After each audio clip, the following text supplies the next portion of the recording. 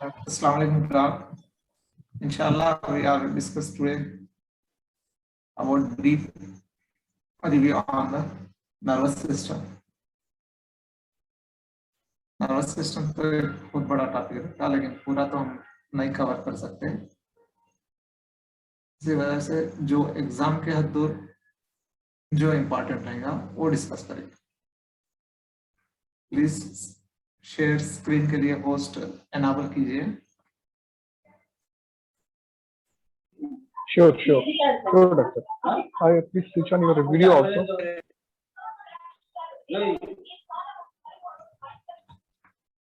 Thank you.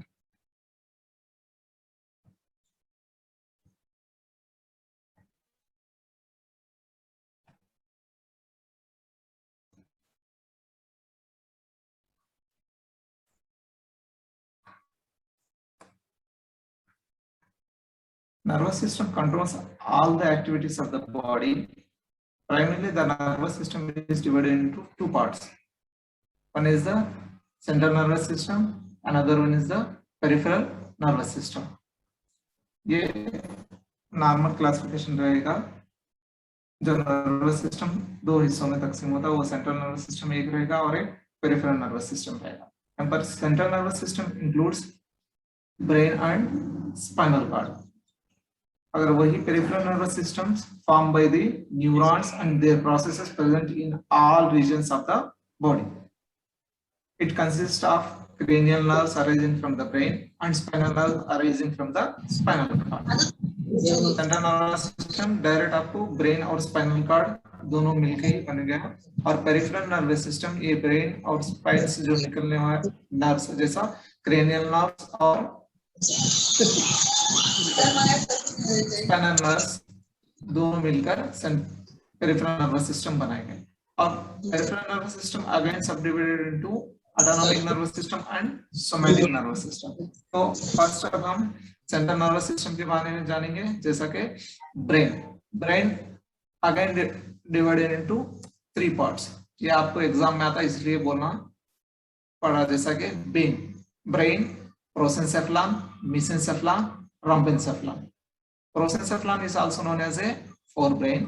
Mesencephalon also known as a midbrain. Rhombencephalon also known as hindbrain. यहाँ पर exam में इस तरह भी पूछ सकता है, mesencephalon divided into ये telencephalon, B diencephalon, C metencephalon, D none of the above.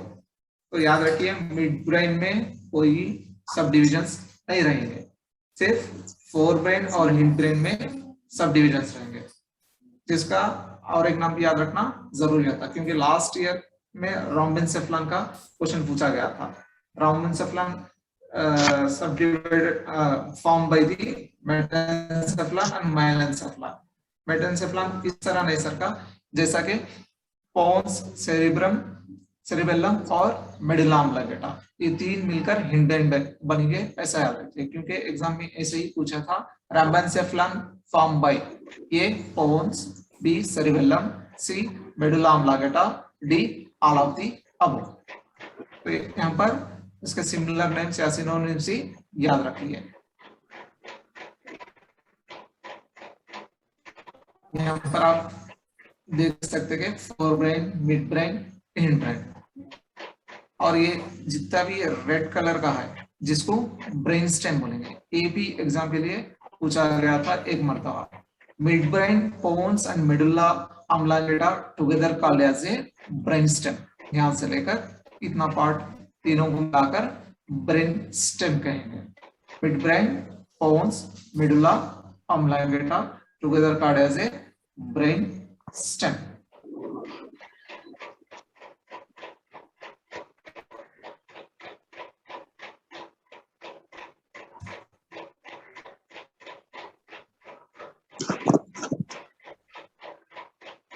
यहाँ 3D वीडियो क्लिप में आप देख सकते हैं central nervous system and peripheral nervous system.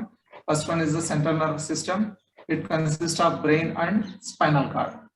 Brain is situated in the skull.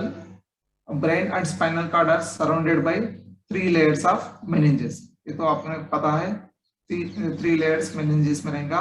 Outer dura mater, middle arachnoid mater, inner pia mater. Simply याद रख लेंगे DAP, outside to inside, D for dura mater, A for arachnoid mater, P for pia mater. ये भी question पूछा गया था APGT में, क्योंकि यहाँ पर देखिए अगर ऐसे जगह से क्वेश्चन पूछा जा सकता हम अंदाजा भी नहीं लगा सकते, जैसा कि अरेक्नाइड सब अरेक्नाइड स्पेस कहां पर रहेगा बोल के क्वेश्चन आया था। Subarachnoid space form in between बोल के ऐसा पूछा था। A for dura and pia mater, B for dura and arachnoid mater, C arachnoid mater and pia mater, D none of the above. इसका आंसर ये रहेगा the space between the arachnoid mater and pia mater, जो inner layer middle layer दोनों के दरमियान जो space रहेगी जिसको सब अरेक्नाइड स्पेस कहेंगे। This space is filled with a fluid called as a cerebrospinal fluid.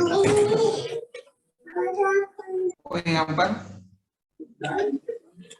Brain के parts cerebrum, cerebellum, diencephalon, mid brain, pons, medulla oblongata, ये मेजर पार्ट्स रहेंगे। अब 1 by 1 सेरिब्रम। सॉरी टू से किसी का mic on है, mute करिए please.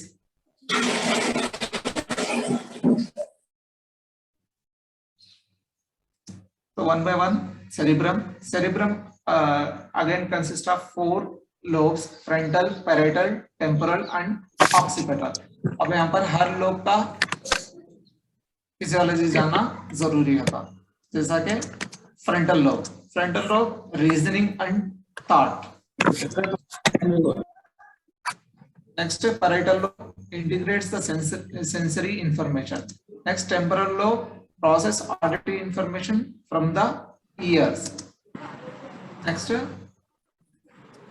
occipital lobe processing visual information from the eyes. इसका मेजर फंक्शंस रहेंगे। फिजियोलॉजी का मतलब ये रहेगा फंक्शंस।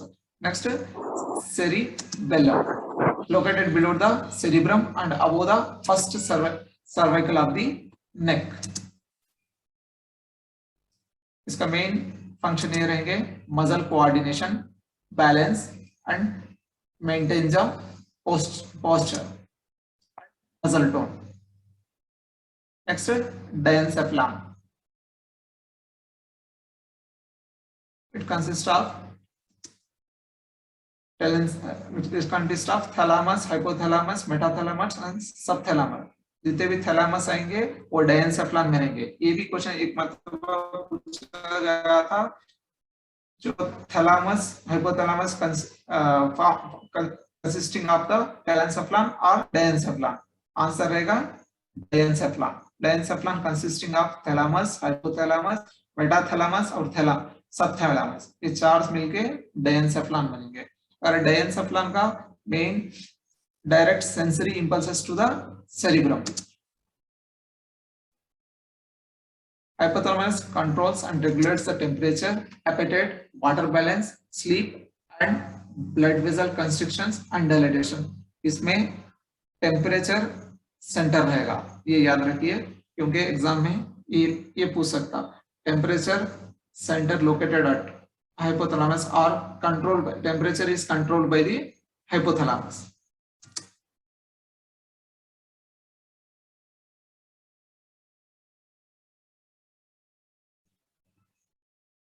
नेक्स्ट उसका continuation, anger, fear, pleasure, pain, affection, ये भी इसके कंट्रोल में रहेंगे। नेक्स्ट है mid brain, located below cerebrum, responsible for eye and auditory reflexes.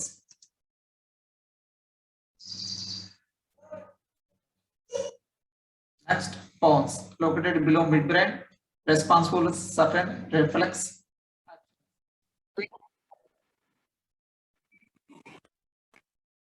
Medulla oblongata, located at the bottom of the brain stem, it regulates the इसके functions ज्यादातर heart and blood vessel functions, digestion, respiration, swallowing, coughing, sneezing, blood pressure।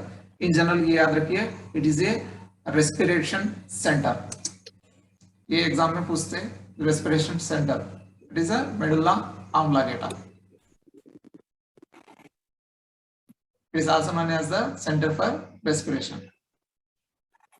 Next, spinal cord. Spinal cord, इसके भी फिर 4 regions रहेंगे.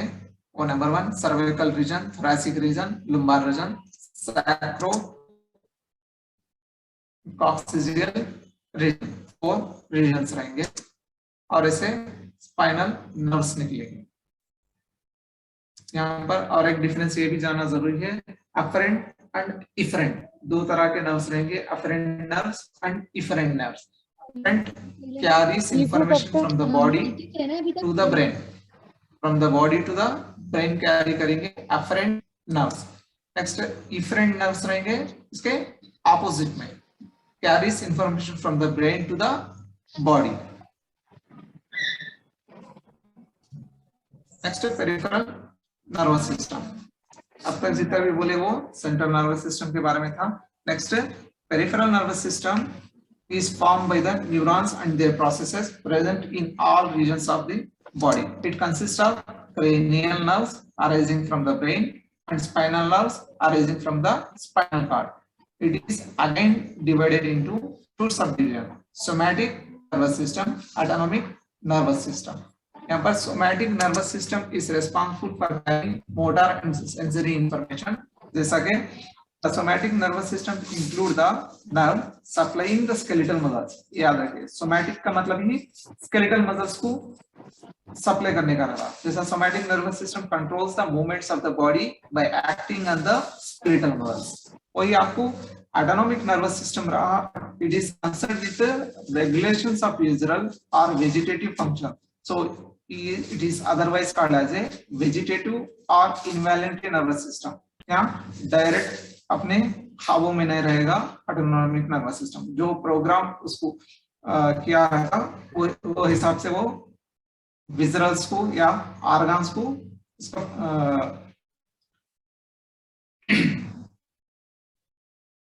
Supply रहेगा. The autonomic nervous system consist of 2 divisions again, sympathetic division, parasympathetic division. ये आपको आगे आएगा. It is made up of nerves that connect to skin, sensory organ and skeletal muscles.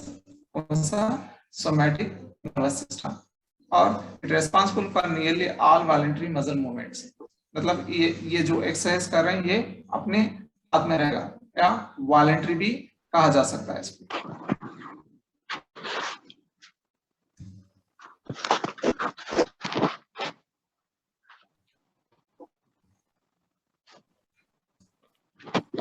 Next question आएगा. It is a neuron. Neuron is defined as a structural and functional unit of the nervous system. ये तो आप लोगों को पता है, लेकिन यहाँ पर देखिए ये क्वेश्चन इससे आ सकता वो ये है,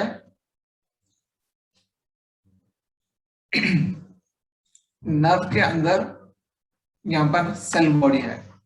न्यूरॉन का स्ट्रक्चर अगर आपको याद रहा तो उसमें नर्व सेल बॉडी रहेगा. एक्सेप्ट अगर पूछा गया निसिल बॉडीज और निसिल ग्रैन्यूल्स, एक्सेप्ट अगर पूछा गया वो एक्सॉन रहेगा. Next, classification of nerve fibres में इसके स्ट्रक्चर के हिसाब से माइलिनेटेड नर्व फाइबर्स रहेंगे, नॉन माइलिनेटेड नर्व फाइबर्स रहेंगे.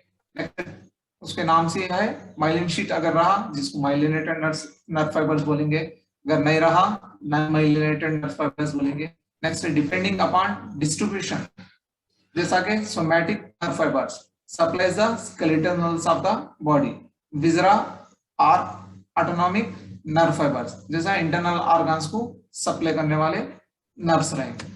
नेक्स्ट, ऐसे ही origin, depending upon the origin, cranial nerve fibres, spinal nerve fibres. Cranial nerves arising from the brain, spinal nerves arising from the spinal cord. Next, depending upon the function, sensory nerve, motor nerves, इसको और एक नाम afferent nerves भी बोलते हैं, motor को efferent nerves भी बोलते हैं. नेक्स्ट, न्यूरोट्रांसमीटर्स, ये भी याद रखिए, adrenergic nerve fibers, cholinergic nerve fibers. Those nerve fibers secretes noradrenaline. It's called as a adrenergic nerve fibers. those nerve fibers secretes acetylcholine. It's called as a cholinergic nerve fibers. ये दो important रहेगा, इसके लिए बाकी का classification बोलना पड़ा। Next है क्रेनियल नर्व्स। ये तो आपको पता है, क्रेनियल नर्व्स 12 पेयर्स रहेंगे, one by one. Next slide में देखिए, यहाँ पर one by one olfactory, optic, oculomotor, trochlear, trigeminal, abducens, facial, vestibulocochlear, glossopharyngeal, vagus, accessory, hypoglossal। ये 12 पेयर्स क्रेनियल नर्व्स रहेंगे। और इसमें भी क्वेश्चन ये आ सकता, सेंसरी है, मोटार कौन से है और बोथ कौन से है। यहाँ पर आप देख सकते हैं ओल्फैक्टरी, ऑप्टिक सेंसरी है, ऑक्यूलोमोटर ट्रोक्लियर मोटार है, फिफ्थ वन ट्राइजेमिनल बोथ है, बोथ का मतलब है सेंसरी और मोटार दोनों मिलकर ट्राइजेमिनल नर्व टाइप में रहेंगे। नेक्स्ट है abducens motor, facial both, vestibulocochlear sensory, glossopharyngeal both, vagus both, accessory motor, hypoglossal motor. ये याद रखना जरूरी है, तो एग्जाम के लिए सेंसरी टाइप नर्व टाइप पूछेंगे एग्जाम के लिए, और उसके साथ साथ उसका फंक्शंस भी वन बाय वन यहाँ है, आप देख सकते हैं। लेकिन इसके अलावा आपके एग्जाम के लिए मोस्ट इंपॉर्टेंट ये चीज है, ये देखिए, the only cranial nerve which arises on the aspect is the trochlear nerve। ये जितने भी 16 पॉइंट्स हैं, ये 16 पॉइंट्स ऐसे ही याद रखना पड़ेगा। The only cranial nerve which arises on dorsal aspect, that one is the trochlear nerve। The cranial nerve with the longest intracranial course, that is the trochlear nerve। अब देखिए ये क्वेश्चन थोड़ा घुमाने वाला है, जैसा the cranial nerve with longest intracranial course बोल रहे हैं, जैसा हमको देखते ही लॉन्गेस्ट आता ही सबको ये दिमाग में आएगा वेगस, लॉन्गेस्ट वेगस। लेकिन यहाँ पर वाजिब पढ़ना जरूरी है, इंट्राक्रेनियल कोर्स बोल रहे हैं। इंट्राक्रेनियल कोर्स बोले तो वहां पर ट्रोक्लियर नर्व आएगा। नेक्स्ट है the cranial nerve with longest course. The cranial nerve with longest course आ गया जब वेगस लिखना। अगर लॉन्गेस्ट इंट्राक्रेनियल कोर्स आया trochlear nerve. The cranial nerve most commonly involved in raised intracranial tension is the abducent nerve। ये 16 जो points यहाँ पर आपको दिखाई दे रहे हैं, ये 16 पॉइंट्स रिपीटेडली कभी ना कभी क्वेश्चंस आके ही हैं आपके एंट्रेंस एग्जाम्स में। और फिफ्थ वन देखिए, the cranial nerve most commonly involve in basal skull fractures. ज्यादातर स्कल फ्रैक्चर्स में फेशियल नर्व इन्वॉल्वमेंट रहेगा। Commonest cranial nerve affected in spinal anesthesia is the abducent nerve। और सेवंथ वन 2 मरतबा पूछा गया है एग्जाम के लिए, cranial nerve carrying parasympathetic fibers, that's the 3, 7, 9, 10। Third one oculomotor, 7 facial, 9 glossopharyngeal, 10 vagus। इस 4 भी parasympathetic fibers कैरी करेंगे। Next thinnest cranial nerve is the trochlear nerve. ये भी एग्जाम को पूछेगा, thinnest cranial nerve is the trochlear nerve, thickest cranial nerve is the trigeminal nerve. यहाँ पर कभी कभी थिनेस्ट क्रेनियल नर्व बोल के रोमन्स में दे देंगे। अब यहाँ पर ट्रोक्लियर नर्व है, fourth is the trochlear nerve, thickest trigeminal nerve, fifth is the trigeminal nerve. इस तरह से भी याद रखना पड़ेगा। Next, cranial nerve pulses in which deviation occurs to the healthy side, opposite side। ज्यादातर फेशियल नर्व और वेगस नर्व, यहाँ पर ज्यादा फेशियल याद रखिए। जो बेल्स पाल्सी होगा, बेल्स पाल्सी में अपोजिट साइड ही इफेक्ट रहेगा। Next, cranial nerve pulses in which deviation occur to same side, same side होगा वो फिफ्थ और 12th। Fifth is the trigeminal nerve and 12th is the hypoglossal। next cranial nerve involved in Bell's palsy। ये तो direct question है, facial nerve. cranial nerve involved in herpes zoster, that is the fifth nerve, trigeminal nerve. Cranial nerve involved in Ramsay-Hunt syndrome, seventh nerve, means facial nerve. टिक डोलरेंस, इसका और एक नाम trigeminal neuralgia, Urdu में इसको ऊसाभा बोलेंगे। ये फिफ्थ नर्व के, ट्राइजेमिनल नर्व के वजह से होगा। Last one, neuralgic pain in the tongue, soft palate, pharynx, neuralgia of glossopharyngeal nerve, नाम से है ग्लासोफेरेंजियल, ग्लासेस से टंग, फेरेंजियल नर्व। ये इंपॉर्टेंट अबाउट क्रेनियल नर्व्स रहेंगे। अब नेक्स्ट आएंगे स्पाइनल नर्व्स को। अब ये तो बताइए मेरे को, आपको स्पाइनल सेगमेंट्स तो मालूम होंगे। स्पाइनल सेगमेंट्स में जैसा वर्टिब्रास है, सर्विकल 7 बोलेंगे, cervical 7, thoracic 12, lumbar 5, sacral 5, coccygeal 2 और 3, इस तरह 33 कॉलम्स आएंगे। और स्पाइनल नर्व्स कितने रहेंगे? 31 पेयर्स रहेंगे।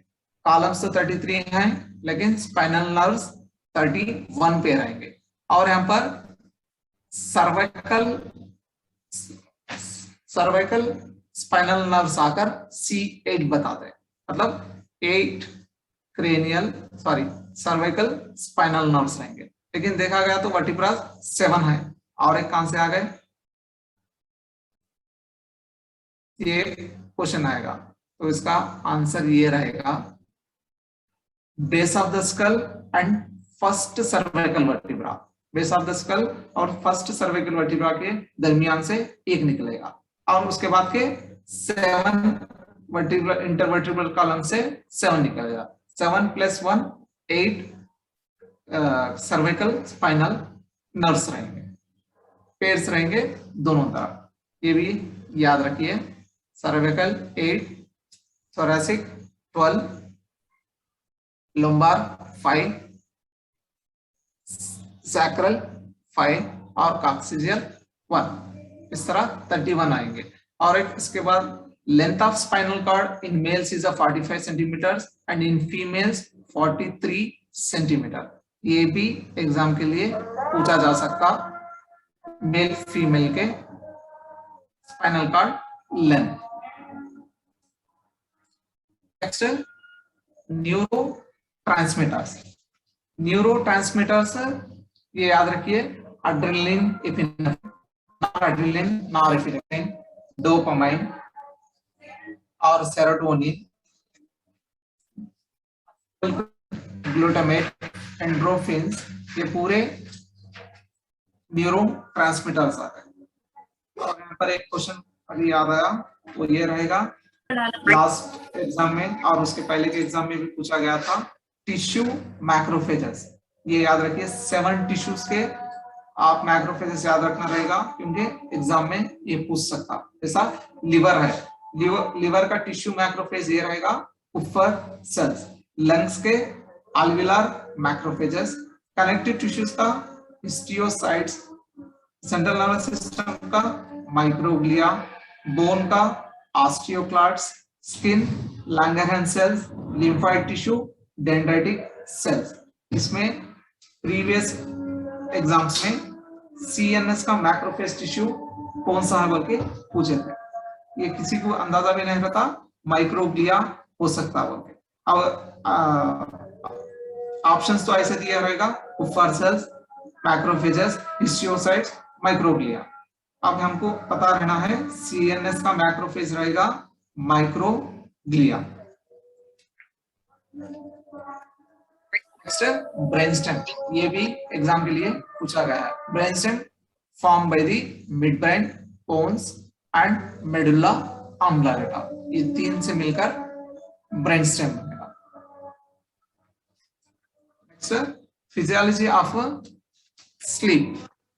स्लीप का फिजियोलॉजी जानना जरूरी था, क्योंकि ये कैरेक्टरिस्टिक्स है रैपिड, क्योंकि स्लीप 2 टाइप्स के रहेंगे, एक REM sleep, non REM sleep, rapid eye movement sleep, non rapid eye movement sleep. तो इसके कैरेक्टरिस्टिक जानना जरूरी होता है, जैसा कि रैपिड आई मूवमेंट्स आरईएम में प्रेजेंट रहेंगे, नॉन आरईएम में एब्सेंट रहेंगे। इसमें ज्यादातर आने वाला क्वेश्चन ये रहेगा, second one, dreams are present in REM sleep, absent in non REM sleep. Exam में क्वेश्चन इसी तरह आता, ड्रीम्स प्रेजेंट बोल के, A REM, B non REM, C both, D none of the above. इस तरह अगर आप तो याद रखिए कभी भी रैपिड आई मूवमेंट स्लीप में ही ड्रीम्स आई है, नॉन रैपिड आई मूवमेंट्स में कोई ड्रीम्स नहीं आएंगे। नेक्स्ट, मसल ट्विस्टिंग आरईएम में प्रेजेंट रहेगा, नॉन आरईएम में absent. Heart rate fluctuating in REM sleep, stable in non REM sleep. Heart rate fluctuating stable, blood pressure fluctuating stable. ये याद रखना इसलिए कि हार्ट रेट आरईएम में किस तरह रहेगा, नॉन आरईएम में किस तरह रहेगा, याद रखना जरूरी है। एग्जाम में कभी भी घुमा के भी पूछ सकते इस लिहाज से। नेक्स्ट, रेस्पिरेशन भी फ्लक्चुएशन आरईएम में रहेगा और स्टेबल नॉन आरईएम में रहेगा। बॉडी टेम्परेचर फ्लक्चुएट आरईएम में रहेगा, स्टेबल नॉन आरईएम में रहेगा। और यहाँ पर एक चीज इसमें इंक्लूड नहीं, वो है स्वेटिंग। स्वेटिंग अपने को आरईएम में प्रेजेंट रहेगा, नॉन आरईएम में कम रहेगा, इंक्रीज और डिक्रीज का। Next, epilepsy. आप लोग एपिलेप्सी बोलते ही अपने को एक जहन में आएगा सीजर्स आर फिट्स। हालांकि देखा गया तो दोनों अलग है, सीजर्स अलग है और एपिलेप्सी अलग चीज है। उसका अगर डेफिनेशन आप देखेंगे तो दोनों थोड़ा क्वाइट डिफरेंस है। थोड़ा सा डिफरेंस ये आएगा, देखिए, seizures is a single occurrence of jerky movements and other features of a fitter. अगर वही epilepsy is defined as 2 or more than 2 unprovoked seizures occurring in an individual। मतलब यहाँ पर थोड़ा सा डिफरेंस है। एपिलेप्सी बोलते ही अपन सीजर्स नहीं बोल सकते, seizures is the one jerky movement. Epilepsy अगर वही रहा तो दो से ज्यादा सीजर्स अकर हुआ एक ही इंसान में, जिसको एपिलेप्सी में शुमार करेंगे। और सीजर्स के लिए कोई एंटी एपिलेप्टिक ड्रग्स लेने की जरूरत नहीं, लेकिन अगर वही एपिलेप्सी कंफर्म हो गया तो उसको एंटी एपिलेप्टिक ड्रग्स लेना जरूरी था। ये कब होगा? After the evaluation of the EEG, इलेक्ट्रोएन्सेफेलोग्राम। अगर आपको टाइप्स ऑफ सीजर्स देखेंगे तो समझ में आएगा ये। जैसा एक छोटा सा क्लिप है जो टाइप्स ऑफ सीजर, यहाँ पर आप देख सकते हैं एपिलेप्सी किस तरह होंगे। इस तरह नर्व का कंपल्शन या इंपल्सेस जारी रहेंगे इन नॉर्मली।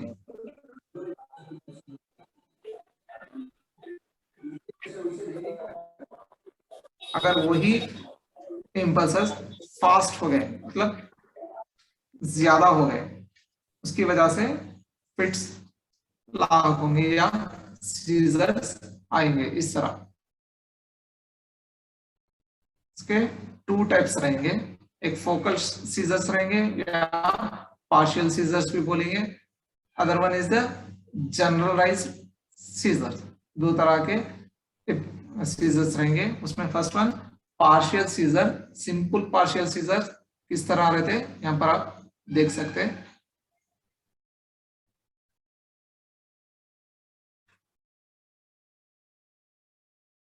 सीजर्स का ही कंटिन्यूएशन में जनरलाइज्ड सीजर्स, जैसा कि एब्सेंस सीजर्स बोले, ये इसलिए दिखाना पड़ रहा, आपको हर सीजर्स नहीं मिलेंगे क्लिनिकल प्रैक्टिस में, ये सब देखने को नहीं मिलेंगे। एटलीस्ट अपने को अंदाजा तो रहना चाहिए क्लिनिकल प्रेजेंटेशन ऑफ सीजर्स किस तरह रहेंगे डिफरेंट टाइप्स, जैसा एब्सेंस सीजर्स हुआ। Next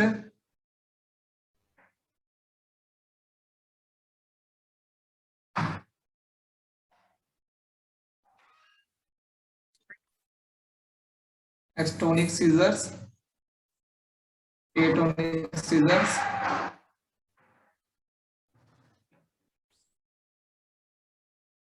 clonic scissors,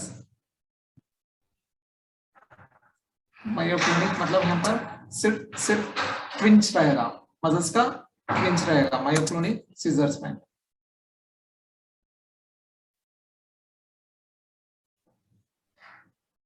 next tonic clonic seizures, ये ज्यादातर सीजर्स पेशेंट में दिखाए जाते हैं।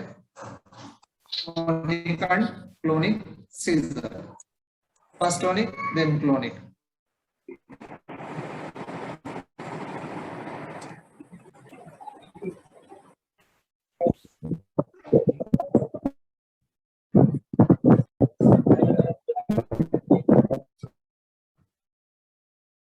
नेक्स्ट लास्ट 2 स्लाइड्स हैं इंशाल्लाह बोल के खत्म करेंगे। जैसा कि सेरिब्रोस्पाइनल फ्लूइड, इसमें से भी क्वेश्चंस आ सकते हैं। जैसा normal amount of CSF is about 150 ml, 150 ml, and it varies between 100 to 200 ml. The fluid contained in the central canal of spinal cord, subarachnoid space and cerebral ventricles is known as a cerebrospinal fluid. It is a part of ECF. ये याद रखिए, it is a part of extracellular fluid. Exam में CSF is a intracellular fluid, extracellular fluid, cerebral fluid, none of the above. इस तरह भी question आ सकता है। तो इसका आंसर ये रहेगा extracellular fluid. CSF is a extracellular fluid. और एक साइट ऑफ फॉर्मेशन, CSF कहां से आएगा?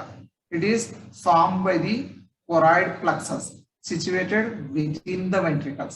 The choroid plexus are tuft of capillary projection present inside the ventricles and are covered by pyometer and epidermal covering. A large amount of CSF is formed in lateral ventricles. Lateral ventricles के choroid plexus से ही ये CSF का formation start होगा। और इसके composition देखेंगे तो water 99.13%, solid 0.87% रहेंगे। और सॉलिड्स में भी ऑर्गेनिक सब्सटेंसेस और इनऑर्गेनिक सब्सटेंसेस रहेंगे। ऑर्गेनिक में ये सारे रहेंगे और इनऑर्गेनिक में इधर। इसमें और एक चीज ये याद रखिए, लिम्फोसाइट्स भी रहेंगे CSF में, वो नॉर्मल वैल्यू 6 पर क्यूबिक ml। अगर ये लिम्फोसाइट्स इन CSF 6 से बढ़ गए, मतलब 12, 15 या 20 के ऊपर दिखाई दे, that is meningitis.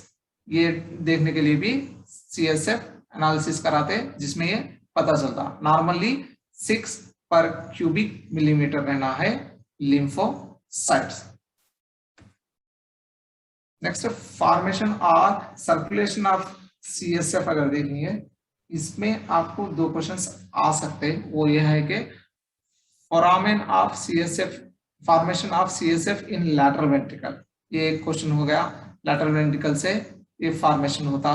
Next, foramen of Monro, यहाँ पर एक एग्जिट या होल रहेगा जिसको फोरामेन ऑफ मोनरो बोलेंगे।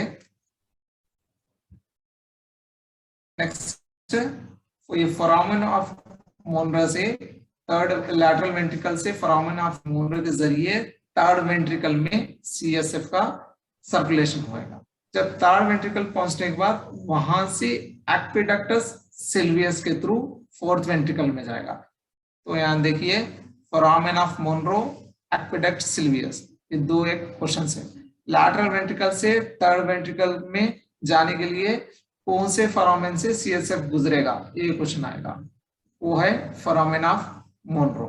और नेक्स्ट क्वेश्चन ये हो सकता, थर्ड वेंट्रिकल से फोर्थ वेंट्रिकल को CSF जाने के लिए कौन सा डक्ट यूज करेगा, जैसा कि एक्विडक्ट सिल्वियस।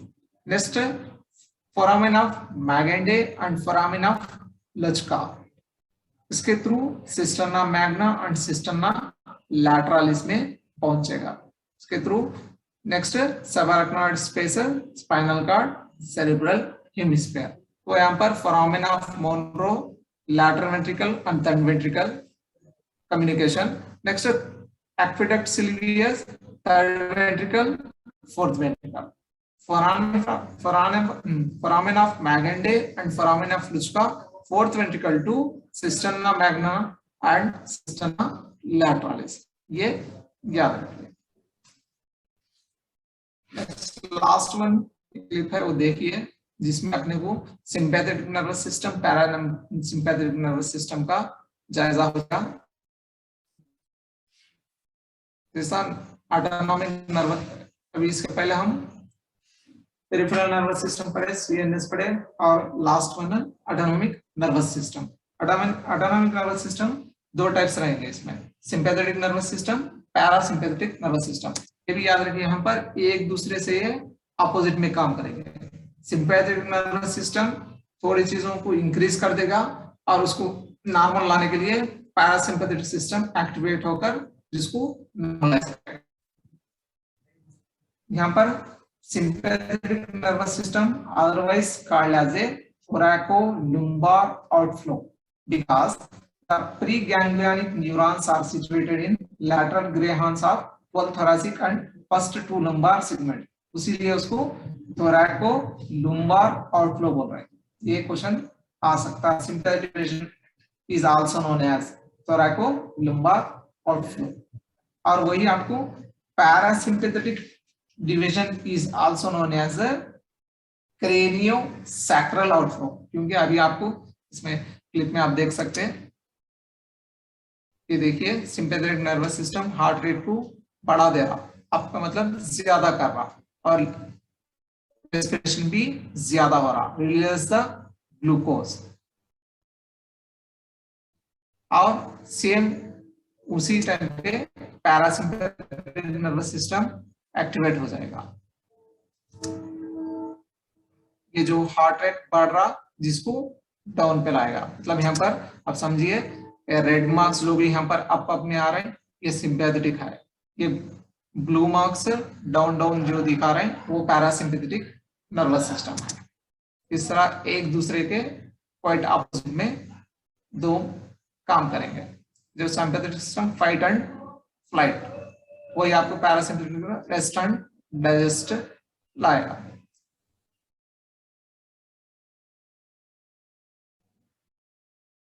ये ऑटोनॉमिक टोन है, ये इतना अपने को जरूरत नहीं.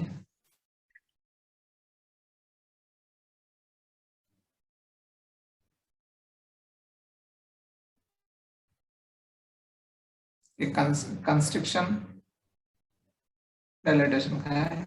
मेन अपने को ये चाहिए नर्व पाथवे. अभी हम बोले sympathetic division is known as a thoracolumbar outflow. वो यहाँ पर देख सकते हैं आप T1 to T12 और lumbar 1 lumbar 2, इसलिए इसको thoracolumbar outflow बोल रहे हैं. इसके जरिए से जो नर्व्स निकलकर जो भी ऑर्गन्स को कंट्रोल करेंगे, जिसको सिंपैथिक चेन ऑफ गैंग्लिया भी कहा जा सकता है.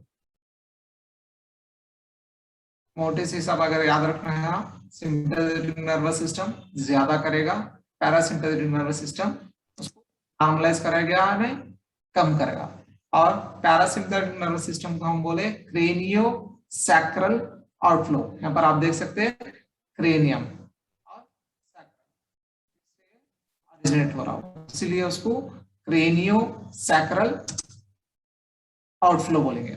और इसके पहले क्रेनियल नर्व्स में हम पढ़े थे 3rd, 7th, 9th, 10th cranial nerves are the parasympathetic nerves. ये एग्जाम में आ सकता है.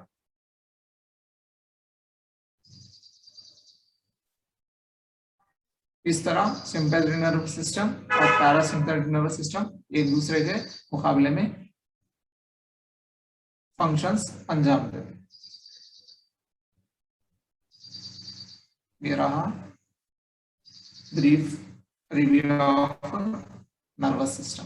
अगर किसी को कुछ डाउट है तो पूछ सकते हैं, और आपके साथियों को भी इनवाइट करिए क्लासेस के लिए, क्योंकि something is better than nothing.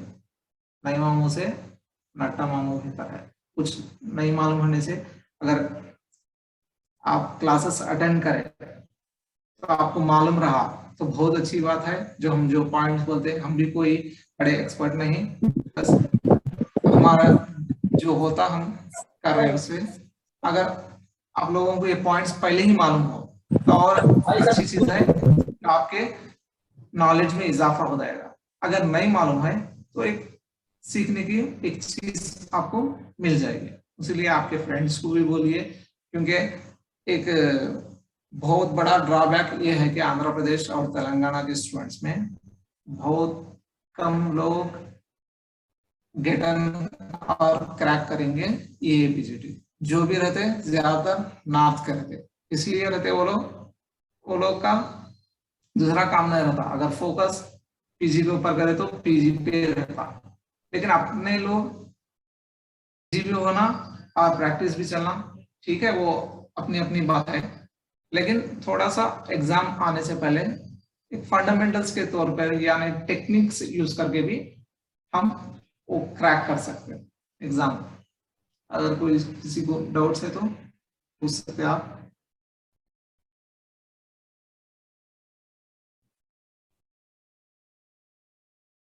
पहले तो आप लोगों को समझ में आ रहा है या नहीं, मेरे को नहीं समझ में आ रहा। अगर समझ में आ तो बहुत अच्छी बात है, नहीं समझे तो थोड़ा समझने की कोशिश करिए, क्योंकि कंसंट्रेशन 30 मिनट से रहता वो तो पता है।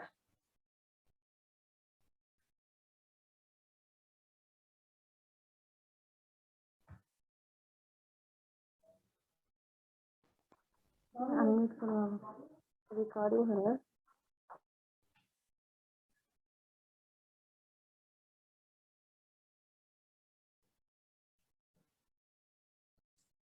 ये कोई जावेद यहाँ पर आंसर द क्वेश्चन आप सर बोल के बोल रहे हैं, लेकिन क्वेश्चन क्या है?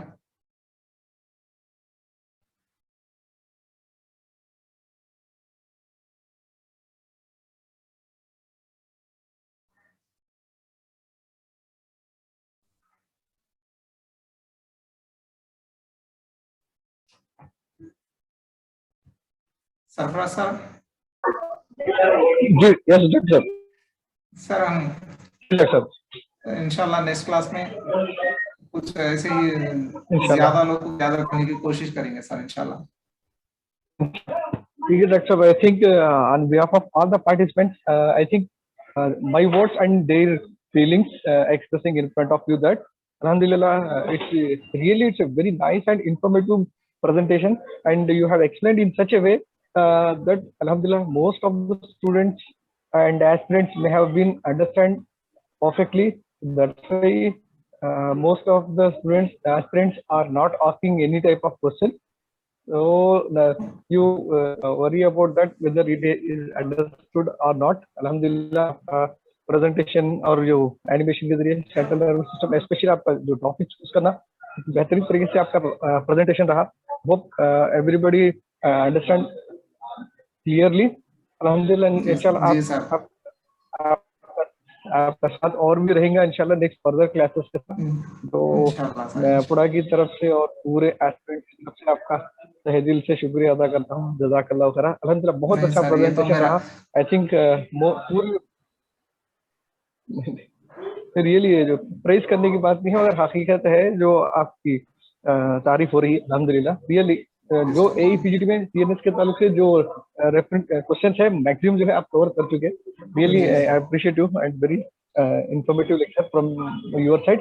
Inshallah, if it is possible, please prepare for further lecturers in future. Inshallah, we will continue the path of this, continue the journey of free online coaching classes. Inshallah. Okay, thank you so much, Dr. Adisla. Okay, sir. It's my great pleasure to thank you, Apuda team. Thank you, sir.